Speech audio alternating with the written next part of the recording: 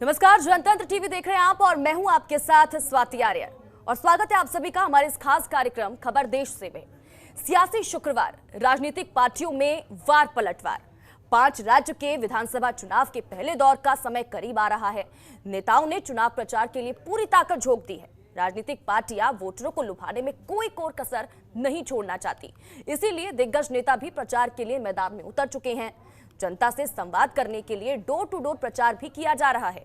प्रत्याशियों के लिए पर्चे बांटकर वोट मांगा जा रहा है। यूपी, उत्तराखंड, पंजाब में नेताओं ने दमखम दिखाना तेज कर दिया है। पहले चरण के लिए बीजेपी जहां पश्चिम यूपी में वोटरों को साधने में लगी हुई है, तो वहीं विपक्ष की तरफ से बीजेपी के प्लान को फेल करने की पुरजोर कोशिश की जा रही है। शुक्रवार को गृह मंत्री अमित शाह उत्तराखंड के रुद्रप्रयाग पहुंचे तो सीएम योगी मेरठ में हैं और जेपी नड्डा ने शाहजहांपुर के रण में उतरकर जनता को लुभाने की कोशिश की। तो वहीं मेरठ और मुजफ्फरनगर में गठबंधन की तरफ से बड़ा ऐलान होना है। अखिलेश यादव और जयंत चौधरी साथ में प्रेस कॉन्फ्रेंस में गठबंधन की रणनीति पर जोर देंगे। तो उधर पंजाब के रण में अरविंद केजरीवाल जनता से लोक लुभावने वादे कर रहे हैं। वो पंजाब में दिल्ली मॉडल को साकार करने पर जोर दे रहे हैं और ऐसे में पहले चरण का रण दिलचस्प होता जा रहा है। आखिर कौन देगा किसको मात और क्या कहते हैं सियासी समीकरण और क्या कहता है वोटर का मन, आज हम इसी पर चर्चा करेंगे। और इस बीच देखिए, ये तस्वीरें भी हैं आपके टीवी स्क्रीन पर। 5 तस्वीरें आपके टीवी स्क्रीन पर है आज जहां जहां प्रचार प्रसार किया जा रहा है। देखिए, रुद्रप्रयाग में अमित शाह, दूसरी तरफ अगर शाहजहांपुर की बात करें, जेपी नड्डा वहां पर प्रचार प्रसार के लिए पहुंचेंगे। मुजफ्फरनगर में देखिए अखिलेश यादव और जयंत चौधरी की मौजूदगी भी देखने को मिलेगी। प्रेस कॉन्फ्रेंस वहां से की जाएगी और नजर इस पर भी रहेगी कि आज अपनी प्रेस कॉन्फ्रेंस में क्या कुछ अखिलेश यादव और जयंत चौधरी की तरफ से कहा जाता है। एक साथ आने के बाद पहली बार एक मंच पर प्रेस कॉन्फ्रेंस पहली बार की जा रही है, हालांकि इस पर भी नजर रहेगी। देखिए, चौथी तस्वीर है मेरठ से, जहां पर सीएम योगी आदित्यनाथ पहुंचेंगे। एक तरफ अखिलेश और जयंत और दूसरी तरफ मेरठ में सीएम योगी आदित्यनाथ भी, ये भी दिलचस्प हो जाता है देखना। और देखिए, चौथी तस्वीर में आप अरविंद केजरीवाल को देख रहे हैं, पंजाब पहुंचेंगे अरविंद केजरीवाल। इसी पर खास चर्चा के लिए हमारे साथ देखिए दीपक सोनकर, प्रवक्ता हैं बीजेपी के, वो हमारे साथ जुड़ चुके हैं। आशीष दीक्षित हैं, प्रवक्ता कांग्रेस के, वो भी हमारे साथ जुड़ चुके हैं। अमन प्रताप सिंह, नेता सपा के, वो भी हमारे साथ जुड़ चुके हैं। आप सभी का सर बहुत बहुत स्वागत है जनतंत्र टीवी पर।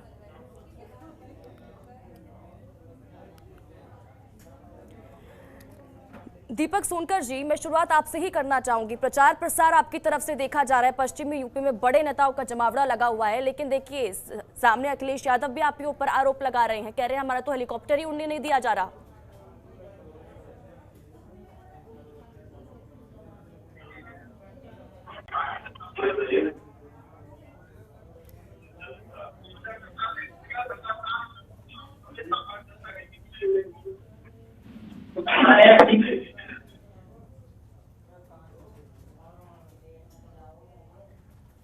तो आवाज नहीं मिल पा रही है।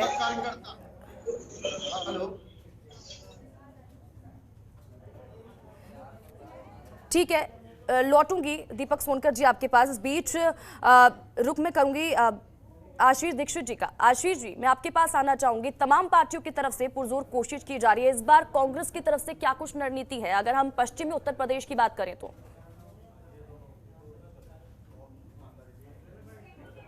देखिए, हमारी रणनीति नहीं, हमारा जो गठबंधन है जनता के साथ में है और कांग्रेस पार्टी रणनीतियां नहीं बनाती। कांग्रेस पार्टी विचारधारा है और हम लोग एक विजन लेके उत्तर प्रदेश में आए हैं। आदरणीय प्रियंका गांधी एक विजन लेके आई है उत्तर प्रदेश में। जब हमारी सरकार थी तो विकास के पायदान पे हमारा स्थान उत्तर प्रदेश का 4-5वें नंबर पे होता था। मगर जब से कांग्रेस पार्टी सत्ता में नहीं है, समाजवादी पार्टी, बसपा और भारतीय जनता पार्टी तीनों की सरकार आई और एक से ज्यादा बार आई और इन लोगों ने लगातार उत्तर प्रदेश को लूटने का काम किया है, जाति में बांटने का काम किया, धर्म के नाम पे राजनीति करने के काम की, मगर विकास की राजनीति किसी ने नहीं की। इसका दुष्परिणाम ये हुआ कि आज विकास के पायदान पे उत्तर प्रदेश जो है 24वें स्थान पर है। हम लोग एक विजन लेके आए हैं और कांग्रेस पार्टी ने प्रतिज्ञाएं की है। कांग्रेस पार्टी ने महिलाओं के ऊपर, जिनके ऊपर सबसे ज्यादा अत्याचार हो रहा था, उनको सत्ता में भागीदारी देने की जो है कोशिश की है। 40% आरक्षण देने का काम किया है। हम लोग जो है 40% टिकट महिलाओं को दे रहे हैं, क्योंकि हम लोगों को पता है जब तक सत्ता के गलियारों में महिलाएं नहीं पहुंचेगी तब तक उनके पास ना अत्याचार रुकेगा ना ही उनका शोषण रुकेगा। इसलिए हमारा जो विजन है वो जनता को भी पसंद आ रहा है और जनता सकारात्मक परिणाम देगी। ठीक है, विकास नहीं कर रही हैं तमाम पार्टियां, बाकी पार्टियों की आप बात कर रहे हैं, बीजेपी से ही इसका जवाब ले लेते हैं। दीपक सोनकर जी बोलिए, वो कह रहे हैं कि विकास ही नहीं किया जा रहा है, हमारी पार्टी थी तो हमने विकास किया, बाकी तमाम पार्टियां जो है वो विकास नहीं कर रही हैं उत्तर प्रदेश में। भारतीय जनता पार्टी ने 4.5 वर्षों के अंदर उत्तर प्रदेश की तस्वीर और तकदीर बदली है। 4.5 वर्षों के अंदर उत्तर प्रदेश को उत्तम प्रदेश बनाया है। आदरणीय आशीष जी से मैं आग्रह करूंगा कि अपने कमरे से अगर बाहर निकल करके देखेंगे तो उत्तर प्रदेश के अंदर आपको पूर्वांचल एक्सप्रेस वे भी दिखाई देगा और जेवर एयरपोर्ट वे भी दिखाई देगा और अच्छी सड़कों की व्यवस्था दिखाई देगी। और हर जिले के अंदर लगातार हमारे संकल्प में एक एक मेडिकल कॉलेज जिस तरीके से हम लोग बनाने का संकल्प लिया है, स्वास्थ्य के क्षेत्र में हर जिले के अंदर मेडिकल कॉलेज बनाने के संकल्प के साथ हम लोग बढ़ रहे हैं। लगातार 33 से ज्यादा मेडिकल कॉलेजों का निर्माण लगातार चल रहा है। और हम जिस क्षेत्र के भारतीय जनता पार्टी ने उत्तर प्रदेश के अंदर हर वर्ग को नेतृत्व देने का काम किया और उसको विकास की योजना से जोड़ने का काम किया है। हमने हर गरीब को, शोषित, दलित, वंचित तक विकास की योजना को जोड़ा है।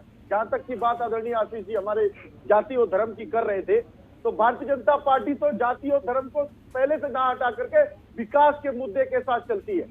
और जाति और धर्म की बात कौन लेकर के आता है, तो हम आप जानते हैं कि किस तरीके से हिंदुत्व की तुलना ICSC और आतंकवादियों से करी जाती है, किस तरीके से जय श्री राम के नारे लगाने वालों को राक्षस बताया जाता है। तो ये ध्रुवीकरण की और जाति की राजनीति कौन करता है, ये उत्तर प्रदेश की जनता ठीक से जानती है।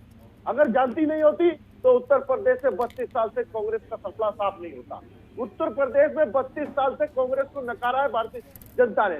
और भारतीय जनता पार्टी को जिस तरीके से विकास की यात्रा 2014 से लेकर के 2017 से लेकर के 2019 तक चली है, वो लगातार हमको जनता का आशीर्वाद मिला है। स्वाति जी, जिस तरीके से निश्चित रूप से भारतीय जनता पार्टी ने आदरणीय प्रधानमंत्री नरेंद्र मोदी जी के आदरणीय उनके विजन और मिशन को एक्शन में बदलने का काम आदरणीय योगी आदित्यनाथ जी ने किया है, उसी के विकास के मुद्दे के साथ भारतीय जनता पार्टी बढ़ रही है। जहां तक की बात अभी अपने, मेरी आवाज शायद नहीं कट रही तो उसमें प्रचार का मैंने जिस तरीके से भारतीय जनता पार्टी आज क्षेत्र के बीच में जा रही है, मैं आपको बताना चाहता हूं स्वाति जी कि भारतीय जनता पार्टी तो हमेशा जनता के बीच में रहती है। और भारतीय जनता पार्टी का एक एक कार्यकर्ता माने जो बूथ का अध्यक्ष होकर के उसके बावजूद राष्ट्रीय का अध्यक्ष भी होता है, तो हम सब तो लगातार जनता के बीच में रहते हैं।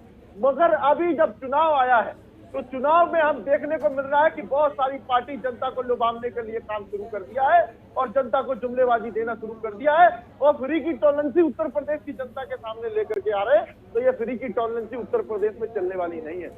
जब फ्री की टॉलरेंसी उत्तर प्रदेश में चलने वाली नहीं है, उत्तर प्रदेश की जनता ये जानती है कि उत्तर प्रदेश में किसने कितना ठीक है दीपक जी, ठीक है दीपक जी, अब उत्तर प्रदेश को किया अमन जी से भी जवाब ले लेते हैं। अमन जी, जनता जाने वाली है। ठीक है, लौटूंगी दीपक जी आपके पास। अमन जी देखिए, आशीष जी कह रहे हैं कि हमारी पार्टी ने विकास किया था, तब बाकी पार्टियों की तरफ से विकास ही नहीं किया गया। दीपक सोनकर जी कह रहे हैं हमारी जो पार्टी है वो तो विकास के नाम पर ही आगे बढ़ रही है। आप क्या कहेंगे? देखिए स्वाति जी, सबसे पहले मैं दीपक जी को, जो अंधभक्ति का चोला उन्होंने ओढ़ रखा है और जो चश्मा उन्होंने पहन रखा है, मैं उस चश्मे को पहले उतारना चाहूंगा कि जब 2012 में परम आदरणीय माननीय राष्ट्रीय अध्यक्ष समाजवादी पार्टी माननीय अखिलेश जी मुख्यमंत्री बने थे, पहले मैं अपनी बात बोल लूं दीपक जी, फिर आप बीच में इंटरप्ट करिएगा। पहले मैं अपनी बात बोल लूं, आपकी बात मैं शांति से सुन रहा था।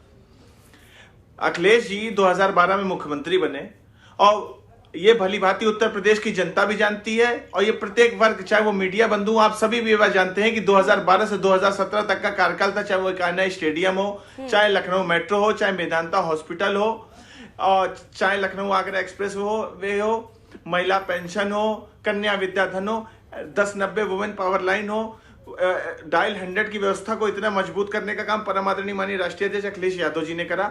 उत्तर प्रदेश में अगर विकास की गंगा किसी ने बहाई है अब तक की राजनीतिक कालिकाल को आप देखती हैं तो वो सिर्फ माननीय अखिलेश जी ने बनाई। और 2017 में भारतीय जनता पार्टी की जब से तथाकथित सरकार आई, इनको जनता ने पूर्ण समर्थन दिया, पूर्ण बहुमत, एक प्रचंड बहुमत के साथ इनको उत्तर प्रदेश की जनता ने बैठाया। और जब से ये लोग सत्ता में आए, इन्होंने पिछले 5 साल में इन्होंने सिर्फ और सिर्फ माननीय अखिलेश यादव जी द्वारा कराए गए कार्यों का पुनः फीता काटा, उनके पत्थरों को हटवा के वहां पे अपने नाम के पत्थर लगा के फिर से इनॉग्रेशन करा। इन्होंने जमीन पे कोई काम ही नहीं करा। इन्होंने पिछले 5 साल में दीपक सोनकर जी बैठे हुए हैं, मैं आपके मीडिया के माध्यम से बात जानना चाहता हूं, आप मुझे अपने 3 काम गिनवा दीजिए जो आपने इतने 5 साल की सरकार में आपने 3 काम करे हो। आप मुझे 3 काम गिना दीजिए। दीपक सोनकर जी आप मेरे सामने हैं, आप मुझे 3 काम बता दीजिए जो भारतीय जनता पार्टी ने जमीन पे उतारे हो। मुझे 3 काम बताइए। आप घूम के चुनाव, चाहे आपके वो अमित शाह जी हो, चुनाव का बिगुल फूकना था उनको उत्तर प्रदेश में, क्या मजबूरी आ गई, क्या दिक्कत आ गई, क्यों कैराने से जाके चुनाव प्रचार आपने शुरू करा, फिर से आपने हिंदुत्व वाले मुद्दे को ऊपर उठाने का काम करा। आप घूम के चुनाव सिर्फ हिंदू मुस्लिम लेके जाएंगे। आपने लाखों करोड़ों हिंदुओं की आस्था से जुड़ा हुआ अयोध्या में श्री राम मंदिर स्थापित करवा दिया।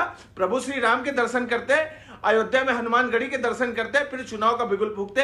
क्या मजबूरी आ गई थी, क्या दिक्कत हो गई थी, कैराना जाके अमित शाह जी को प्रचार करना पड़ा? क्योंकि आप लोग भी जानते हैं आपने जमीन पे कोई काम नहीं करा। और चुनाव का ध्रुवीकरण सिर्फ हिंदू मुस्लिम की राजनीति पे करेंगे। आज माननीय राष्ट्रीय अध्यक्ष जी चुनावी रैली को लेके जा रहे थे जयंत चौधरी के साथ, तो माननीय प्रधानमंत्री जी डर गए और पता नहीं जितनी आपकी लोकल एजेंसियां थी, इतना खौफ आ गया, इतना भय आ गया कि राष्ट्रीय अध्यक्ष जी का प्लेन आपने दिल्ली एयरपोर्ट में रुकवाने का काम करा। तो आप लोग कहां जा रहे हैं, जनता आपको कहां उठा के फेंकने जा रही है? लेकिन अमन जी आप कैराना का मुद्दा उठा रहे हैं। कैराना से अमित शाह ने प्रचार प्रसार शुरू किया, लेकिन आपने तो वहीं से ही नाहिद हसन और मदन भैया को टिकट दे दिया। कैराना का मुद्दा तो वहां पर हावी है ना, उसके बावजूद आपने इन दोनों को टिकट दे दिया। जी देखिए, ये पार्टी का फैसला है, ये पार्टी, अब आप ये बोलेंगे कि पार्टी का फैसला है, पहली चीज हाँ। ये शीर्ष नेतृत्व का फैसला है।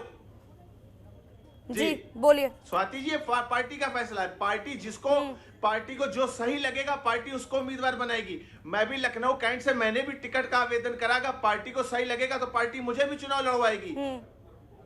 ये तो पार्टी का फैसला है। हम सब अपना हक के लिए आवाज उठाते हैं, हम सब लोग अपनी बात राष्ट्रीय अध्यक्ष जी से कहते हैं। यह आखिरी फैसला शीर्ष नेतृत्व का होता है, वो किसको चुनाव लड़वाएंगे, किसको चुनाव नहीं लड़वाएंगे। ठीक है दीपक जी, आप कुछ कह रहे थे, बोलिए दीपक जी।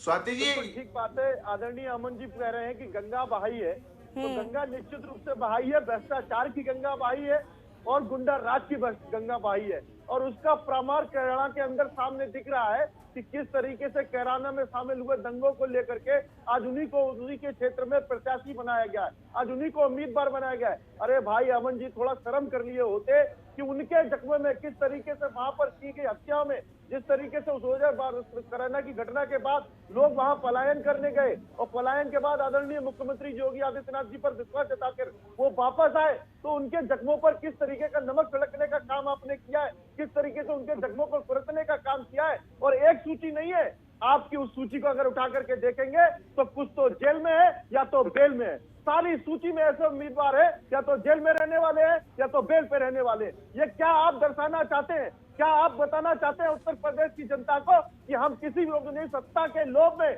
सत्ता के भाव में आप किसी को भी उम्मीदवार बनाएंगे, किसी को भी प्रत्याशी बनाएंगे, 22 में तगड़ा करके आपको देने वाली है।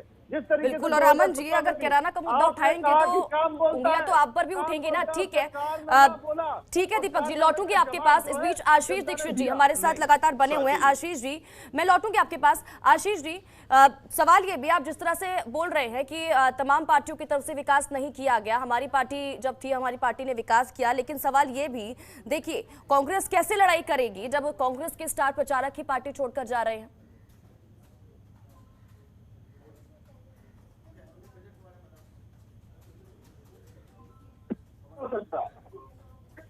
मगर हमारे कार्यकर्ता, कांग्रेस पार्टी के कार्यकर्ता, आदरणीय नेता हमारी प्रियंका गांधी जी लगातार 4.5 साल से संघर्ष कर रही हैं।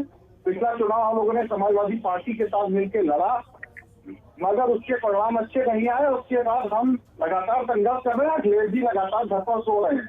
ठीक है, 2 महीना हुआ है, अब वो चुनाव में सक्रिय है कि हाँ वो जातिगत राजनीति कर रहे हैं, वो धर्म के नाम पर राजनीति करने का ध्रुवीकरण करने का काम कर रहे हैं। मगर कांग्रेस पार्टी इस बार विगत के साथ में आई है। और वो विजन जनता पसंद कर रही है। महिलाओं को हम लोगों ने 40% टिकट देने का काम किया है। ये लोग तो अपराधियों के साथ गठजोड़ कर रहे हैं और इन लोगों में नूरा कस्ती चल रही है। लोगों में मेन लड़ाई ये है कौन कितने ज्यादा अपराधियों को टिकट दे देता है, कौन कितने ज्यादा अपराधियों को अपनी पार्टी में शामिल करा देता है। इनके जो कार्यकर्ता है जो लगातार संघर्ष कर रहे थे उनको टिकट नहीं मिल रहा है, दूसरी पार्टी से आए हुए लोगों को टिकट मिल रहा है। ठीक है, ये लोगों के पास विजन नहीं है, एम बता रहे हैं, ये लोग सत्ता में आ जाना चाहते हैं, मगर अब की बार ऐसा नहीं होने वाला है। एक विजन के साथ में कांग्रेस पार्टी आई है, आदरणीय नेता प्रियंका गांधी जी आई है। आस्था भरी निगाहों से उत्तर प्रदेश की जनता उनकी तरफ देख रही है, इसके सकारात्मक परिणाम भी देखने को मिलेंगे। ठीक है आशीष जी।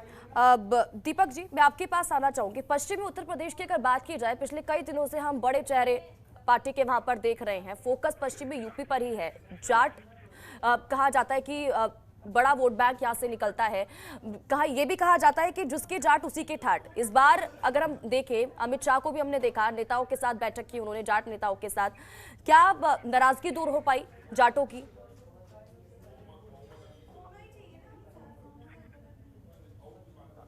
2014 में भी जनता के माने भारतीय जनता पार्टी के साथ में था। निश्चित रूप से उनके सहयोग से हम लोग चुनाव जीते। 2017 में भी साथ में था, 2019 में भी साथ था। उसका परिणाम हमने देखा है।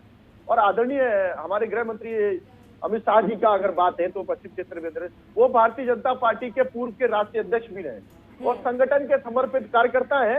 एक कार्यकर्ता के भाव से वो जनता के बीच में जा रहे हैं। चाहे मैं वही बात आपको कह रहा हूँ कि हमारे यहाँ राष्ट्रीय अध्यक्ष हो, प्रदेश का प्रमुख व्यक्ति हो, माने बूथ का अध्यक्ष हो, वो भी जनता के बीच में जाकर के अपनी बात को रखता है और जनता की समस्या को सुनने का काम करता है और उसका समाधान करने का काम करता है। निश्चित रूप से जिस तरीके से आज उत्तर प्रदेश का परिदृश्य बदला है, पश्चिम क्षेत्र के अंदर हम सबसे कोई चीज छुपी नहीं है। पिछले 2017 के चुनाव के परिणाम भी हमारे सामने है कि जिस तरीके से प्रथम चरण में 58 सीटों के अंदर 53 सीटों पर भारतीय जनता पार्टी ने अपनी जीत दर्ज करी थी। निश्चित रूप से जिस तरीके से हम लोग लगातार, चाहे पश्चिम क्षेत्र की बात हो, चाहे पूर्वांचल क्षेत्र की बात हो, चाहे वो बुंदेलखंड क्षेत्र की बात हो, हर क्षेत्र में हमने इस विकास की यात्रा को बढ़ाया है। उसी विकास की यात्रा के साथ हम लोग बढ़ रहे हैं। आदरणीय अमन जी कह रहे थे कि आप अपने 3 काम बता दीजिए, मैं आपको 10 काम बता सकता हूं। हमने आपके मुकाबले जहां 2 दिन बिजली नहीं आती थी दिन में, हमने 24 घंटे बिजली देने का काम किया।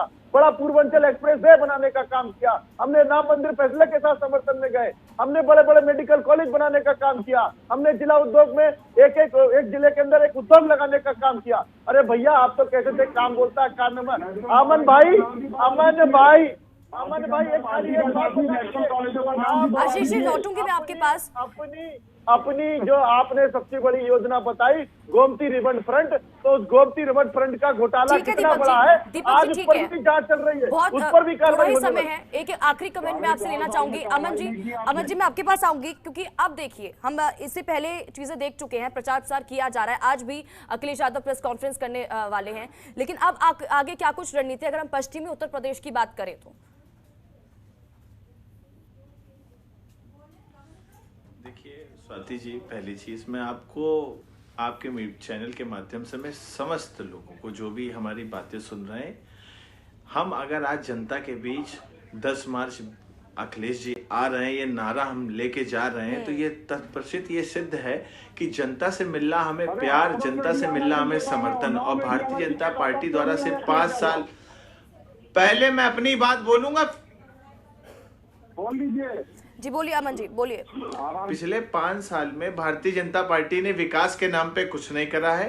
हम जनता के बीच 12 से 17 हम विकास के बीच में थे। जनता ने हमें नहीं 17 में मौका दिया। अब लेकिन जनता, अब जो भारतीय जनता पार्टी ने 5 साल सिर्फ जनता को बेवकूफ बनाया है, काम के नाम पे सिर्फ लोगों को छला है, धोखा दिया है। और जो भी इनकी विकास नीतियां थी, सब इनकी जमीन पे कोई विकास नीति नहीं आई, सब इनकी कागजों में नीति रही। जनता इनसे आक्रोशित है, चाहे वो कोरोना का मुद्दा हो, लोग कोविड के टाइम पे मौतें हुई हैं, अनगिनत मौतें हुई हैं। राशन का डब्बा इनका बड़ा होता है, लेकिन उसमें 5 किलो राशन भी नहीं निकलता है।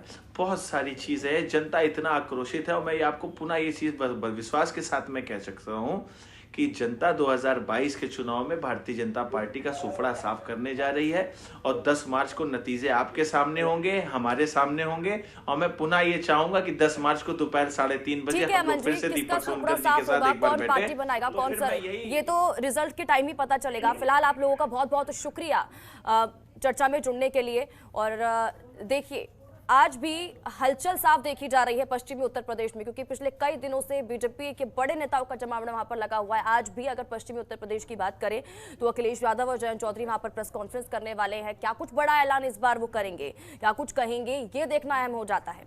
इसी के साथ ही हमारे साथ जुड़ने के लिए चर्चा में बहुत बहुत शुक्रिया। आप बन रहे हमारे साथ। नमस्कार। खबरों के निष्पक्ष विश्लेषण के लिए सब्सक्राइब करें Janatantra TV and press the bell icon. Never miss any update.